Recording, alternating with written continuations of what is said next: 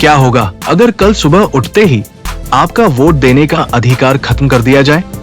क्या होगा अगर कोई आपकी जमीन, आपकी आजादी या आपकी आवाज बिना किसी वजह के छीन ले? और क्या होगा अगर इस देश में हर राज्य का अपना अलग कानून हो, जहां न्याय का कोई एक पैमाना ही न हो? जरा सोचिए, शायद आज हम जिस आजादी पर गर्व करते हैं वो सिर्फ एक सपना बनकर रह जाती। लेकिन ऐसा नहीं हुआ, क्योंकि आजादी मिलने के बाद भारत को सिर्फ एक सरकार नहीं मिली थी, उसे मिला था एक ऐसा दस्तावेज जिसने 140 करोड़ से ज्यादा लोगों को एक सूत्र में बांध दिया। एक ऐसी किताब जिसने राजा और रंक, अमीर और गरीब, हर धर्म, हर जाति और हर भाषा के इंसान को एक समान अधिकार दिए।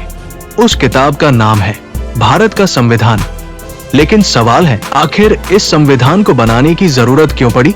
क्या ये सिर्फ कानूनों की किताब है या इसके हर पन्ने के पीछे छिपी है संघर्ष, त्याग, बहस और दूरदृष्टि की एक ऐसी कहानी जिसे हर भारतीय को जानना चाहिए? आज की इस यात्रा में हम जानेंगे कैसे जन्म हुआ दुनिया के सबसे बड़े लिखित संविधान का, किन लोगों ने इसे बनाया, किन कठिन परिस्थितियों में इसके हर शब्द को गढ़ा गया और क्यों आज भी ये भारत की सबसे बड़ी ताकत है। तो आइए समय की घड़ी को पीछे घुमाते हैं और चलते हैं उस दौर में जब भारत आजाद तो हो चुका था, लेकिन उसका भविष्य अभी लिखा जाना बाकी था। स्वागत है आपका माइंडसेट मार्वल में। आज की कहानी सिर्फ इतिहास नहीं, बल्कि उस नींव की कहानी है जिस पर आज का भारत खड़ा है। पार्ट 2, आजादी मिल गई, लेकिन अब देश चलेगा कैसे? 15 अगस्त 1947, आधी रात का समय, पूरा भारत जश्न मना रहा था। सड़कों पर लोगों की आंखों में खुशी के आंसू थे। सदियों की गुलामी के बाद भारत आजाद हो चुका था, लेकिन उसी रात दिल्ली के कुछ कमरों में जश्न नहीं बल्कि चिंता थी। एक सवाल हर किसी के मन में घूम रहा था, अब इस देश को चलाएगा कौन? ब्रिटिश सरकार जा चुकी थी, उनके बनाए कानून अब हमेशा के लिए नहीं चल सकते थे। देश आजाद था, लेकिन आजादी को संभालने के लिए नियम चाहिए थे। एक ऐसा नियम जो किसी राजा का नहीं बल्कि जनता का हो। उस समय भारत सिर्फ एक देश नहीं था, यह सैकड़ों रियासतों, अलग अलग भाषाओं, धर्मों, संस्कृतियों और परंपराओं का विशाल परिवार था।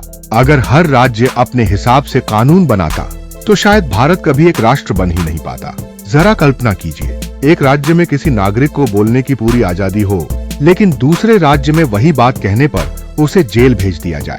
एक जगह सभी को समान अधिकार मिले और दूसरी जगह किसी की जाति देखकर उसके अधिकार तय किए जाए। क्या ऐसा देश लंबे समय तक एक रह सकता था? शायद नहीं। और यही वह पल था जब भारत को सिर्फ एक सरकार नहीं बल्कि एक मजबूत संविधान की जरूरत महसूस हुई।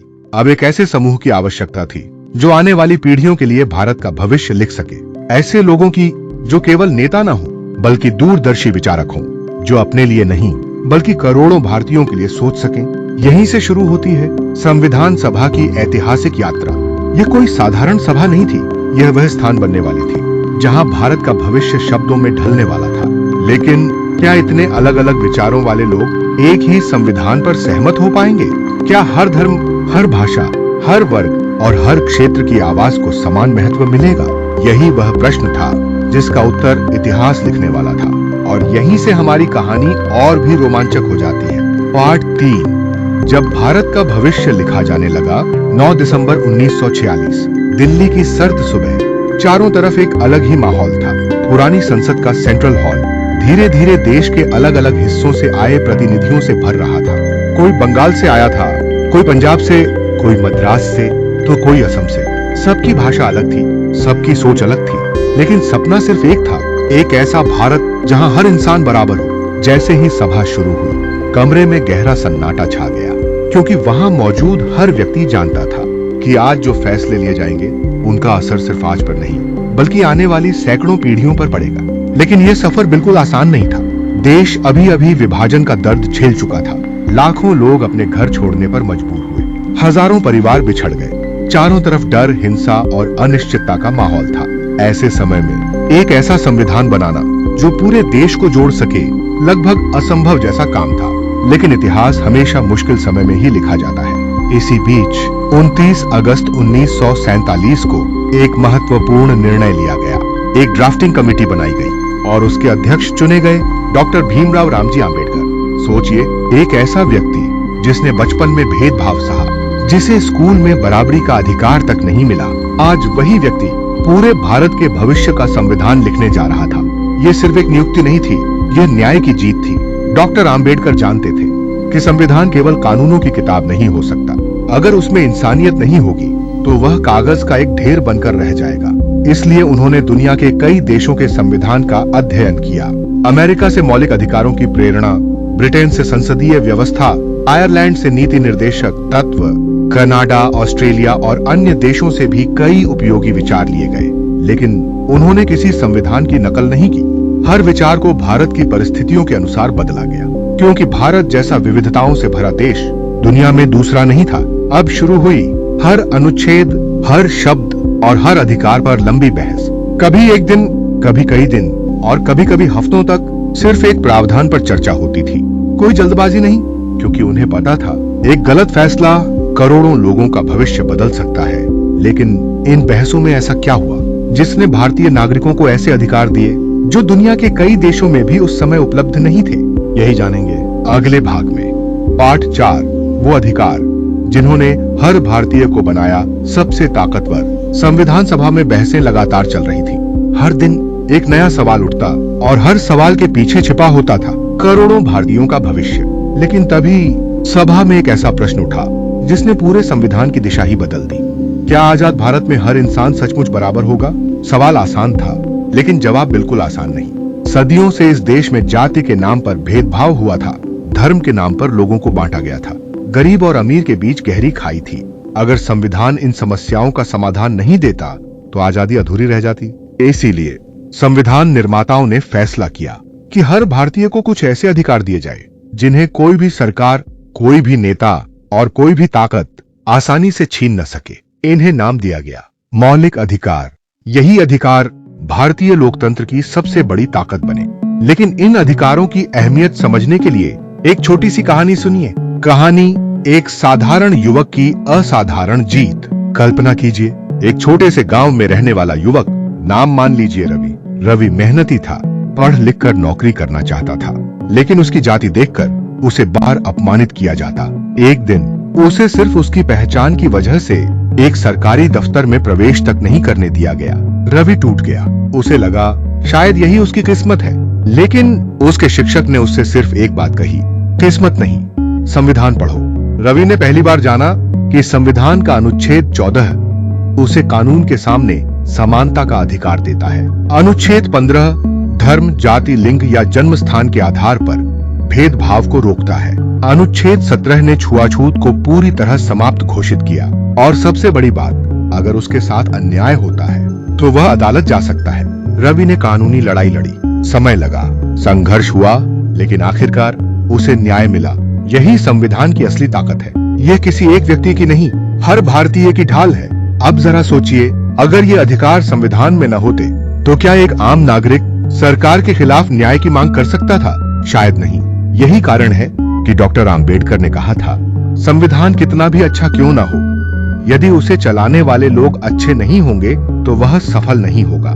यानी संविधान हमें अधिकार तो देता है, लेकिन उन अधिकारों की रक्षा करना हम सभी की जिम्मेदारी भी है। लेकिन संविधान केवल अधिकारों की बात नहीं करता, वह नागरिकों के कर्तव्यों की भी बात करता है। आखिर अधिकार और कर्तव्य के बीच संतुलन क्यों जरूरी है? और अगर हर व्यक्ति सिर्फ अपने अधिकार मांगे लेकिन अपने कर्तव्य भूल जाए तो क्या लोकतंत्र बच पाएगा?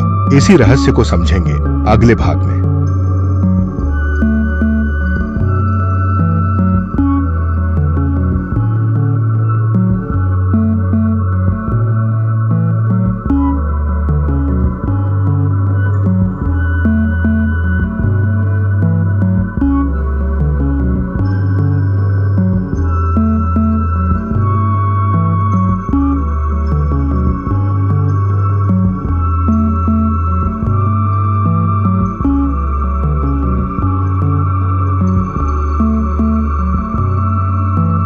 अधिकार और कर्तव्य संविधान का सबसे बड़ा संतुलन। कहते हैं, जिस इंसान को अपने अधिकारों का ज्ञान हो लेकिन अपने कर्तव्यों का एहसास न हो, वह समाज को आगे नहीं पीछे ले जाता है।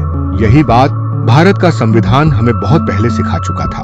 संविधान सभा में जब मौलिक अधिकारों पर चर्चा पूरी हुई तो कुछ सदस्यों ने एक महत्वपूर्ण सवाल उठाया। अगर हर व्यक्ति सिर्फ अपने अधिकारों की बात करेगा तो देश की जिम्मेदारी कौन निभाएगा? ये सवाल छोटा नहीं था, क्योंकि कोई भी लोकतंत्र सिर्फ अधिकारों के सहारे नहीं चल सकता, उसे जिम्मेदार नागरिक भी चाहिए। और यहीं से शुरू होती है अधिकार और कर्तव्य के बीच संतुलन की कहानी। एक छोटी सी कहानी। एक गांव में दो दोस्त रहते थे, अर्जुन और मोहन। दोनों कहते थे यह देश हमारा है, लेकिन दोनों के सोचने का तरीका अलग था। अर्जुन हर समय शिकायत करता, सड़क गंदी है, सरकार कुछ नहीं करती, लोग नियम नहीं मानते, देश आगे नहीं बढ़ सकता। लेकिन वह खुद सड़क पर कचरा फेंक देता था, ट्रैफिक नियम तोड़ता था, कभी वोट देने भी नहीं जाता था। उसे सिर्फ अपने अधिकार याद थे। दूसरी तरफ मोहन भी उसी गांव में रहता था। वह भी समस्याएं देखता था, लेकिन वह खुद से शुरुआत करता, कचरा डस्टबिन में डालता, पेड़ लगाता, मतदान करता, दूसरों की मदद करता, राष्ट्रीय ध्वज और संविधान का सम्मान करता। फिर गांव बदलने लगा, लोग मोहन को देखकर सीखने लगे। एक दिन अर्जुन ने पूछा, तुम अकेले क्या बदल लोगे?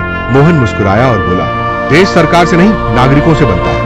यही संविधान, भारत का संविधान देता है। अधिकार हमें मजबूत बनाते हैं, लेकिन कर्तव्य हमें महान बनाते हैं। इसीलिए संविधान में नागरिकों के लिए मौलिक कर्तव्य भी जोड़े गए। इनमें शामिल है भारत के संविधान का सम्मान करना, राष्ट्रीय ध्वज और राष्ट्रगान का आदर करना, देश की एकता और अखंडता की रक्षा करना, पर्यावरण की सुरक्षा करना, वैज्ञानिक सोच अपनाना, सार्वजनिक संपत्ति की रक्षा करना और हर नागरिक के प्रति भाईचारे की भावना रखना। सोचिए, अगर 140 करोड़ लोग सिर्फ अपने कर्तव्य ईमानदारी से निभाने लगे तो भारत को दुनिया की सबसे शक्तिशाली लोकतांत्रिक ताकत बनने से कौन रोक सकता है? लेकिन संविधान सिर्फ अधिकार और कर्तव्य तक सीमित नहीं था। देश को चलाने के लिए सरकार की भी एक स्पष्ट व्यवस्था चाहिए थी। राष्ट्रपति कौन होगा? प्रधानमंत्री की शक्ति कितनी होगी? संसद कैसे काम करेगी? न्यायपालिका को स्वतंत्र क्यों रखा गया? इन सभी सवालों के जवाब संविधान ने पहले ही तय कर दिए थे और यही भारत के लोकतंत्र की सबसे बड़ी ताकत बनी। अब अगले भाग में हम जानेंगे भारत की शासन व्यवस्था कैसे बनाई गई और क्यों पूरी दुनिया आज भी भारतीय संविधान की मिसाल देती है। कैसे चलेगा भारत? संविधान ने पहले ही तय कर दिया था। जरा कल्पना कीजिए, 26 जनवरी 1950 दिल्ली की ठंडी सुबह, पूरा देश एक नए इतिहास का गवाह बनने वाला था। अब भारत सिर्फ आजाद देश नहीं था, अब भारत एक गणराज्य बनने जा रहा था। लेकिन सबसे बड़ा सवाल अभी भी बाकी था, इतने बड़े देश को चलाएगा कौन? क्या सारी शक्ति एक ही व्यक्ति के हाथ में होगी? क्या प्रधानमंत्री जो चाहे वही करेगा? क्या राष्ट्रपति सबसे बड़ा होगा या फिर कोई ऐसी व्यवस्था बनाई जाएगी जहां हर शक्ति पर दूसरी शक्ति नजर रखे? यही वह सवाल था जिसका जवाब भारत के संविधान ने दुनिया के सामने रखा। एक कहानी जो लोकतंत्र को समझाती है। मान लीजिए एक बहुत बड़ा जहाज है, उस जहाज में 140 करोड़ यात्री बैठे हैं। अगर जहाज का कप्तान अकेले ही सारे फैसले लेने लगे तो क्या होगा? अगर वह गलत दिशा में जहाज मोड़ दे तो पूरे जहाज की जिंदगी खतरे में पड़ जाएगी। लेकिन अगर कप्तान के साथ एक टीम हो जो हर फैसले पर नजर रखे, जो गलती होने पर उसे रोके और जरूरत पड़ने पर उसे जवाबदेह बनाए, तो जहाज सुरक्षित रहेगा। भारत भी बिल्कुल ऐसा ही जहाज था और संविधान उस जहाज का नक्शा। संविधान ने भारत की सरकार को 3 हिस्सों में बांट दिया। पहला, विधायिका लेजिस्लेचर यानी संसद, जहां कानून बनाए जाते हैं। दूसरा, कार्यपालिका एग्जीक्यूटिव, जो उन कानूनों को लागू करती है। प्रधानमंत्री, मंत्रिपरिषद और पूरी प्रशासनिक व्यवस्था इसी का हिस्सा है। तीसरा, न्यायपालिका जुडिशियरी, जिसका काम है ये देखना कि कोई भी चाहे कितना भी शक्तिशाली क्यों ना हो, संविधान से ऊपर ना हो। यही कारण है कि भारत में अदालतें सरकार के फैसलों की भी समीक्षा कर सकती हैं, क्योंकि इस देश में सबसे बड़ा कोई व्यक्ति नहीं, सबसे बड़ा है संविधान। यही व्यवस्था भारत की सबसे बड़ी ताकत बनी। राष्ट्रपति देश का संवैधानिक प्रमुख है, लेकिन देश की रोजमर्रा की सरकार प्रधानमंत्री और मंत्रिपरिषद चलाती है। संसद कानून बनाती है और अगर कोई कानून संविधान के खिलाफ हो तो सर्वोच्च न्यायालय उसे रद्द भी कर सकता है। यही है चेक्स एंड बैलेंसेस की व्यवस्था, ताकि कोई भी संस्था इतनी शक्तिशाली न हो जाए कि लोकतंत्र ही खतरे में पड़ जाए। अब सोचिए, अगर यह व्यवस्था न होती तो क्या होता? क्या एक सरकार अपने हिसाब से कानून बदलकर लोगों की आजादी छीन सकती थी? शायद हाँ, लेकिन संविधान ने ऐसा होने से पहले ही रोकने की व्यवस्था कर दी। यही दूरदर्शिता भारतीय संविधान को दुनिया के सबसे महान संविधानों में शामिल करती है। लेकिन इतना विशाल संविधान बनाने में आखिर कितना समय लगा, कितना पैसा खर्च हुआ, कितनी बैठकों के बाद यह ऐतिहासिक दस्तावेज तैयार हुआ, और कौन से ऐसे रोचक तथ्य हैं जिन्हें बहुत कम भारतीय जानते हैं। अगले भाग में हम जानेंगे भारतीय संविधान से जुड़े सबसे हैरान कर देने वाले और प्रेरणादायक तथ्य, भारतीय संविधान के ऐसे रहस्य जिन्हें बहुत कम लोग जानते हैं। अब तक आपने जाना संविधान कैसे बना, क्यों बना और कैसे इसने पूरे देश को एक मजबूत लोकतंत्र दिया। लेकिन क्या आप जानते हैं इस संविधान को बनाने के पीछे कितनी मेहनत लगी थी? आइए समय को एक बार फिर पीछे ले चलते हैं। दिल्ली संविधान सभा का वही ऐतिहासिक हॉल, दिन रात बहसें चल रही थीं। कभी एक शब्द पर तो कभी एक पूरे अनुच्छेद पर। कई बार एक ही मुद्दे पर घंटों नहीं बल्कि कई दिनों तक चर्चा होती थी, क्योंकि वहां बैठे लोग जानते थे कि वे सिर्फ अपने समय के लिए नहीं, आने वाली सैकड़ों पीढ़ियों के लिए कानून लिख रहे हैं। आखिरकार 2 वर्ष 11 महीने और 18 दिन की अथक मेहनत के बाद भारत का संविधान तैयार हुआ। इस दौरान संविधान सभा की 11 बैठकें हुई और कुल 165 दिनों तक विस्तृत चर्चा चली। कल्पना कीजिए 165 दिन, सिर्फ बहस, सिर्फ विचार, सिर्फ इस बात पर कि भारत का भविष्य सबसे बेहतर कैसे बनाया जाए। लेकिन यह कहानी यहीं खत्म नहीं हुई। एक अनसुनी कहानी, जब संविधान का अंतिम मसौदा तैयार हुआ तो उसे साधारण मशीन से छापा नहीं गया। पूरा संविधान हाथों से बेहद सुंदर शैली में लिखा गया। हर पृष्ठ एक कला का नमूना था। दिल्ली के प्रसिद्ध सुलेख कलाकार प्रेम बिहारी नारायण रायजादा ने इसे अपने हाथों से लिखा। सबसे दिलचस्प बात, जब उनसे मेहनताना पूछा गया तो उन्होंने एक ऐसी बात कही जिसने उन्हें अमर बना दिया। उन्होंने कहा, मैं इस काम के लिए कोई पैसा नहीं लूंगा। उन्होंने केवल एक इच्छा रखी कि संविधान के हर पृष्ठ पर उनका नाम और अंतिम पृष्ठ पर उनके दादाजी का नाम लिखा जाए। सोचिए कैसा समर्पण था। किसी ने धन नहीं मांगा, क्योंकि उन्हें पता था वे सिर्फ एक दस्तावेज नहीं, भारत का भविष्य लिख रहे थे। इतना ही नहीं, संविधान की मूल प्रति के हर पन्ने को भारत की प्राचीन संस्कृति के चित्रों से सजाया गया। सिंधु घाटी सभ्यता, रामायण, महाभारत, भगवान बुद्ध, सम्राट अशोक, महात्मा गांधी और भारत की सांस्कृतिक विरासत को दर्शाने वाली अनेक कलाकृतियां उसमें शामिल की गई। यानी यह सिर्फ कानूनों की किताब नहीं बल्कि भारत की सभ्यता का भी प्रतीक बन गई। और फिर आया वह ऐतिहासिक दिन, 26 नवंबर 1949। संविधान सभा ने इसे अपनाया, लेकिन इसे तुरंत लागू नहीं किया गया। इसके लिए चुनी गई 26 जनवरी 1950 की तारीख। क्यों?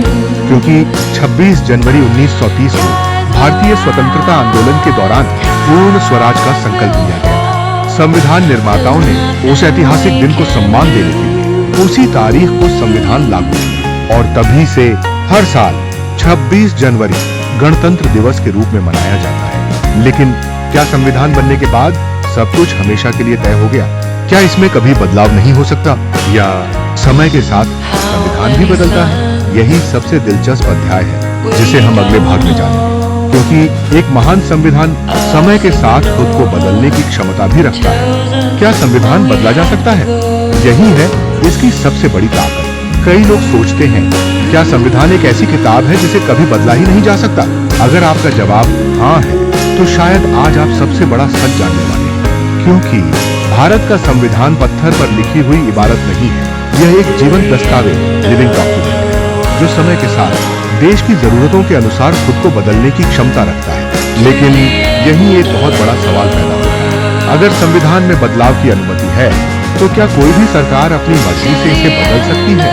अगर ऐसा होता तो हर नई सरकार अपने हिसाब से संविधान बदल सकती और कुछ ही वर्षों में लोकतंत्र का अस्तित्व ही खतरे में पड़ जाता। लेकिन संविधान बनाने वालों ने इस खतरे को पहले ही समझ लिया था, इसलिए उन्होंने संविधान में बदलाव का अधिकार तो दिया, लेकिन उसके लिए बेहद कठिन प्रक्रिया भी तय कर। एक कहानी जो सब कुछ समझा देगी। कल्पना कीजिए, एक बहुत बड़ा बरगद का पेड़ है, उसकी जड़ें बहुत गहरी है, तना बहुत मजबूत है, लेकिन हर साल उसकी नई शाखाएं निकलती हैं, पुरानी सूखी टहनियां हटती हैं, नई पत्तियां आती हैं। अगर पेड़ कभी बदलता ही नहीं तो वह धीरे सूख जाएगा, और अगर रोज उसकी जड़ें काट दी जाए तो वह गिर जाएगा। इसलिए पेड़ वही रहता है, लेकिन समय के साथ उसमें जरूरी बदलाव होते रहते हैं।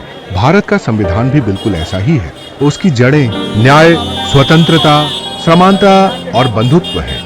ये कभी नहीं बदलते। लेकिन देश की बदलती जरूरतों के अनुसार कुछ प्रावधानों में संशोधन किया जा सकता है। इसे कहा जाता है संविधान संशोधन, कॉन्स्टिट्यूशनल अमेंडमेंट। लेकिन संशोधन का मतलब संविधान की आत्मा को बदल देना नहीं होता, बल्कि समय के अनुसार उसे और प्रभावी बनाना होता है। संविधान लागू होने के बाद इसमें कई संशोधन किए गए, कुछ छोटे, कुछ बहुत महत्वपूर्ण। लेकिन एक संशोधन ऐसा आया जिसने भारत के इतिहास में नया अध्याय लिख दिया। 42वां संविधान संशोधन साल था 1976। इसी संशोधन के माध्यम से संविधान की प्रस्तावना में समाजवादी, सोशलिस्ट, धर्मनिरपेक्ष, सेक्युलर और अखंडता, इंटेग्रिटी जैसे शब्द जोड़े गए। साथ ही मौलिक कर्तव्यों को भी संविधान में शामिल किया गया। लेकिन यहीं से एक और बड़ा सवाल उठा।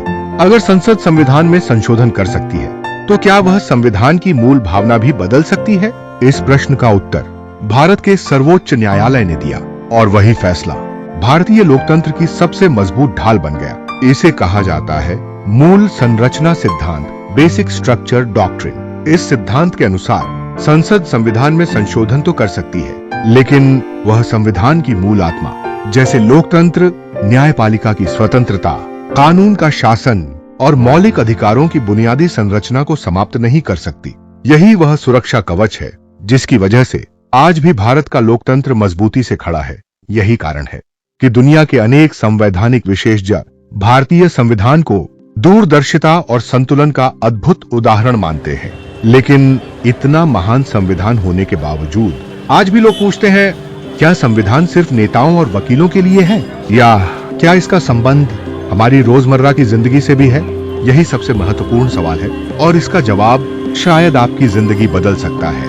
अगले भाग में हम जानेंगे कि भारत का संविधान हर दिन, हर पल, हर भारतीय की जिंदगी को कैसे प्रभावित करता है। संविधान एक ऐसी ताकत जो हर दिन आपकी जिंदगी बदलती है।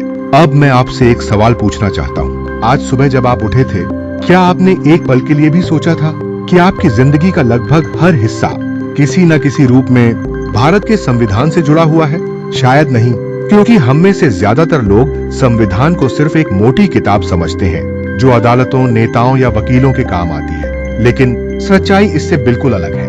संविधान आपके जन्म प्रमाण पत्र से लेकर आपके स्कूल, आपकी नौकरी, आपके वोट, आपकी अभिव्यक्ति की आजादी, यहाँ तक कि आपके न्याय पाने के अधिकार तक हर जगह आपके साथ खड़ा है। एक कहानी जो शायद आपकी भी कहानी है। ओडिशा के एक छोटे से गांव में रहने वाला एक लड़का था। उसका नाम था अमन। उसके पिता किसान थे। घर की आर्थिक स्थिति बहुत अच्छी नहीं थी, लेकिन अमन का सपना था पढ़ लिख कर अपने परिवार की जिंदगी बदलना। गांव के कई लोग कहते थे, इतनी पढ़ाई करके क्या होगा, लेकिन अमन ने हार नहीं मानी। सरकारी स्कूल में पढ़ा, मेहनत की, छात्रवृत्ति मिली, कॉलेज पहुंचा और एक दिन देश की एक बड़ी परीक्षा पास कर ली। लोगों ने कहा अमन की किस्मत अच्छी थी, लेकिन अमन जानता था यह सिर्फ किस्मत नहीं थी, यह उस संविधान की ताकत थी जिसने हर नागरिक को समान अवसर पाने का अधिकार दिया। अगर संविधान शिक्षा, समानता और न्याय की रक्षा न करता, तो शायद अमन का सपना कभी पूरा नहीं होता। यही कारण है कि संविधान सिर्फ कानून नहीं, उम्मीद है। यह गरीब को विश्वास देता है कि वह भी आगे बढ़ सकता है। ये कमजोर को हिम्मत देता है कि वह अन्याय के खिलाफ आवाज उठा सकता है। यह हर नागरिक को याद दिलाता है कि इस देश में किसी की पहचान उसकी जाति, धर्म या भाषा से नहीं, बल्कि उसके अधिकारों और सम्मान से होती है। लेकिन एक और सच भी है, संविधान कितना भी महान क्यों न हो, अगर देश के नागरिक उसे समझेंगे ही नहीं, तो उसके शब्द सिर्फ कागज पर लिखे रह जाएंगे। डॉक्टर भीमराव आम्बेडकर ने संविधान सभा में अंतिम भाषण के दौरान एक गहरी चेतावनी दी थी। उन्होंने कहा, संविधान कितना भी अच्छा क्यों ना हो, अगर उसे चलाने वाले लोग अच्छे नहीं होंगे, तो वह अच्छा परिणाम नहीं देगा। यानी देश का भविष्य सिर्फ संविधान नहीं, बल्कि हम सब मिलकर तय करते हैं। जब हम नियमों का सम्मान करते हैं, जब हम दूसरों के अधिकारों का सम्मान करते हैं, जब हम मतदान करते हैं, जब हम सच के साथ खड़े होते हैं, तभी संविधान सचमुच जीवित रहता है। आज अगर भारत दुनिया का सबसे बड़ा लोकतंत्र कहलाता है, तो उसकी सबसे बड़ी वजह उसकी सेना, उसकी अर्थव्यवस्था या उसकी जनसंख्या नहीं, बल्कि उसका संविधान है। यही वह शक्ति है जिसने करोड़ों लोगों को एक राष्ट्र, एक पहचान और एक भविष्य दिया। लेकिन संविधान की कहानी अभी पूरी नहीं हुई है। अब समय है उस आखिरी अध्याय का जहां हम जानेंगे भारत के संविधान से हमें सबसे बड़ी सीख क्या मिलती है और हर भारतीय को इस महान दस्तावेज के लिए गर्व क्यों होना चाहिए। अगले और अंतिम भाग में हम इस पूरी यात्रा का सबसे प्रेरणादायक निष्कर्ष जानेंगे। अंतिम अध्याय, भारत का संविधान सिर्फ एक किताब नहीं, भारत की आत्मा। इतिहास गवाह है, ताकतवर साम्राज्य आए और समय के साथ मिट गए, महान राजा आए और इतिहास के पन्नों में खो गए, लेकिन कुछ विचार ऐसे होते हैं जो सदियों तक जीवित रहते हैं। भारत का संविधान ऐसा ही एक विचार है। यह सिर्फ कानूनों का संग्रह नहीं, यह उस भारत का सपना है जहां हर इंसान बिना डर के जी सके, बिना भेदभाव के आगे बढ़ सके और बिना किसी अन्याय के अपने अधिकारों की रक्षा कर सके। एक आखिरी कहानी, कल्पना कीजिए एक बूढ़ा व्यक्ति अपने 10 साल के पोते का हाथ पकड़कर 26 जनवरी की परेड देख रहा है। बच्चा पूछता है, दादाजी लोग तिरंगे को सलाम क्यों कर रहे हैं? दादाजी मुस्कुराते हैं और कहते हैं, बेटा लोग सिर्फ तिरंगे को सलाम नहीं कर रहे, वे उन लाखों लोगों के सपनों को सलाम कर रहे हैं जिन्होंने एक ऐसा भारत बनाने का सपना देखा जहां हर बच्चा, चाहे वह किसी भी जाति, धर्म, भाषा या परिवार में पैदा हुआ हो, उसे आगे बढ़ने का समान अवसर मिले। बच्चा फिर पूछता है, और संविधान क्या है? दादाजी उसकी हथेली अपने हाथ में लेते हैं और कहते हैं, जिस तरह घर में सबको साथ रखने के लिए कुछ नियम होते हैं, उसी तरह 140 करोड़ लोगों के इस विशाल परिवार को एक साथ जोड़कर रखने वाला सबसे बड़ा नियम भारत का संविधान है। अगर यह संविधान मजबूत रहेगा तो भारत भी मजबूत रहेगा। बच्चा तिरंगे की ओर देखता है और उसकी आंखों में एक नया सपना जन्म लेता है। यही है भारत के संविधान की सबसे बड़ी ताकत। यह हमें सिर्फ अधिकार नहीं देता, यह हमें इंसान बनना भी सिखाता है। यह हमें बताता है कि लोकतंत्र सिर्फ चुनावों से नहीं चलता, लोकतंत्र चलता है ईमानदारी से, जिम्मेदारी से और एक दूसरे के सम्मान से। जब हम किसी के अधिकारों का सम्मान करते हैं, तब हम संविधान का सम्मान करते हैं। जब हम देश के कानूनों का पालन करते हैं, तब हम संविधान को जीवित रखते हैं। और जब हम अन्याय के खिलाफ आवाज उठाते हैं, तब हम उन महान लोगों के सपनों की रक्षा करते हैं जिन्होंने इस संविधान को बनाया था। आज अगर कोई आपसे पूछे भारत की सबसे बड़ी ताकत क्या है, तो गर्व से कहिए, भारत की सबसे बड़ी ताकत उसका संविधान है। क्योंकि हथियार देश की रक्षा कर सकते हैं, लेकिन संविधान देश की आत्मा की रक्षा करता है। अगर आज की इस यात्रा ने आपको भारत के संविधान को एक नए नजरिए से देखने पर मजबूर किया है, तो इस वीडियो को ज्यादा से ज्यादा लोगों तक पहुंचाइए। क्योंकि जिस देश के नागरिक अपने संविधान को समझते हैं, उसे कोई ताकत कभी कमजोर नहीं कर सकती। कमेंट में जरूर लिखिए, मुझे अपने संविधान पर गर्व है। और अगर आप ऐसी ही इतिहास किताबों और प्रेरणादायक विषयों पर गहराई से रिसर्च की गई कहानियां देखना चाहते हैं, तो अभी माइंडसेट मार्वल को सब्सक्राइब करें ताकि ज्ञान की यह यात्रा कभी न रुके। याद रखिए, देश सिर्फ सीमाओं से नहीं बनता, देश अपने संविधान और उसे मानने वाले नागरिकों से बनता है। मैं मिलता हूं आपसे एक और नई, सच्ची और प्रेरणादायक कहानी के साथ। जय हिंद, जय संविधान।